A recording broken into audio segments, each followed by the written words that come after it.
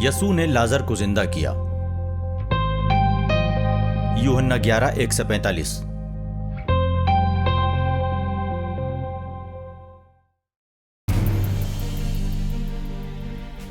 बेतनिया का बाशिंदा लाजर बीमार पड़ गया। बेतनिया मरियम और उसकी बहन मार्था का गांव था।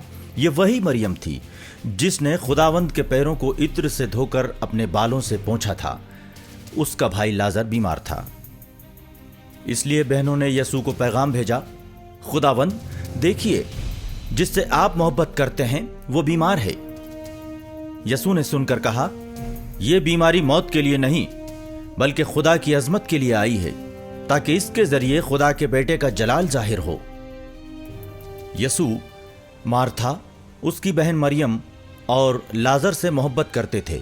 ये सुनकर कि लाजर बीमार है, वो जहां थे वहां और 2 दिन रुक गए। लेकिन इसके बाद उन्होंने अपने शागिर्दों से कहा, आओ हम फिर यहूदिया चलें। शागिर्द बोले, उस्ताद, चंद रोज ही पहले तो यहूदी लोग आपको पत्थरों से मार डालना चाहते थे और आप फिर वहीं जा रहे हैं। यसू ने जवाब दिया, क्या दिन के 12 घंटे नहीं होते?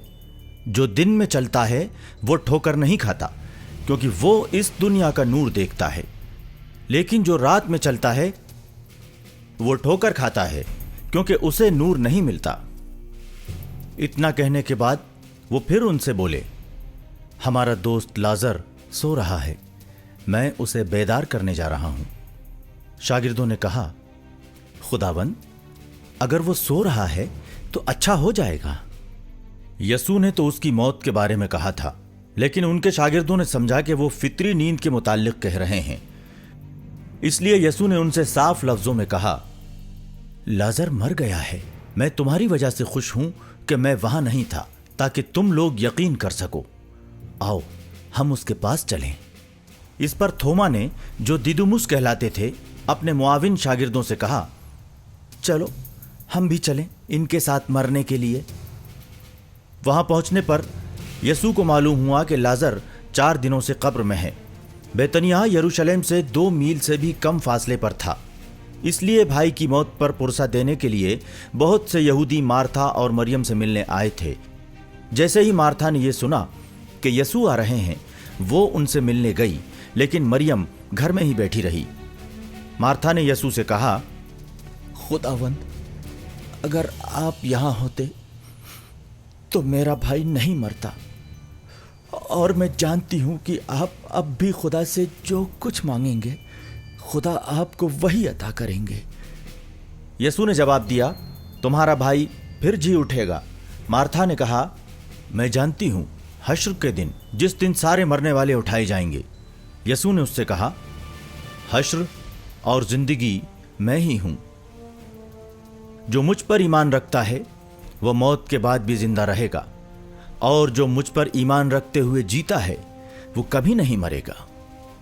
क्या तुम इस बात पर यकीन करती हो? उसने जवाब दिया, हाँ खुदावंद, मैं पुख्ता यकीन रखती हूं कि आप ही मसीह हैं, खुदा के बेटे, जो दुनिया में आने वाले थे। ये कहकर वो चली गई और अपनी बहन मरियम को बुलाकर चुपके से उससे कहा, उस्ताद मोहतरम आ गए हैं, तुम्हें बुला रहे हैं। ये सुनते ही वो उठ खड़ी हुई और यसू से मिलने गई। यसू अब तक गांव नहीं पहुंचे थे। वो उसी मकाम पर थे जहां मार्था उनसे मिली थी। जो यहूदी पुरसा देने के लिए मरियम के साथ घर में थे, वो ये देखकर कि वो अचानक उठकर बाहर चली गई, उसके पीछे पीछे हो लिए, क्योंकि वो समझ रहे थे कि वो कब्र पर रोने जा रही है। मरियम उस जगह पहुंची जहां यसू थे। वो उन्हें देखते ही उनके कदमों पर गिर पड़ी और बोली, खुदावंद, अगर आप यहां होते तो मेरा भाई नहीं मरता। यसू उसे और उसके साथ आए हुए यहूदियों को रोते देखकर बहुत बेचैन हो उठे और आह भरकर बोले, तुम लोगों ने उसे कहां रखा है? उन्होंने कहा, खुदावंद, आइए और देखिए। यसू रो पड़े। इस पर यहूदियों ने कहा, देखो, ये उससे कितनी मोहब्बत करते थे। लेकिन कुछ लोगों ने कहा, इन्होंने तो अंधे को आंखें दी, क्या ये उसको मौत से नहीं बचा सकते थे? कब्र के पास पहुंचने पर यसु फिर बेचैन हो उठे। वो कब्र एक गुफा थी जिसके मुंह पर एक बड़ा पत्थर रखा हुआ था। यसु ने कहा, पत्थर हटा दो।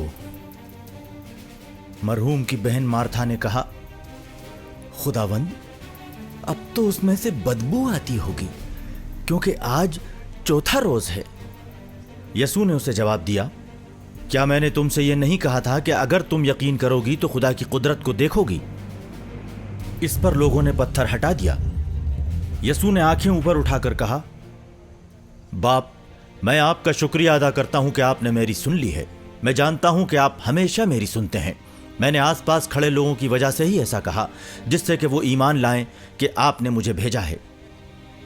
इतना कहने के बाद यसु ने ऊंची आवाज से पुकारा, लाजर, बाहर निकल आओ।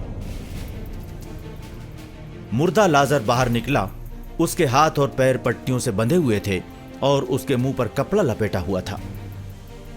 यसु ने लोगों से कहा, इसकी पट्टियां खोल दो और इसे जाने दो। जो यहूदी मरियम से मिलने आए थे और जिन्होंने यसु का यह मौजिजा देखा, उनमें से बहुत से उन पर ईमान लाए।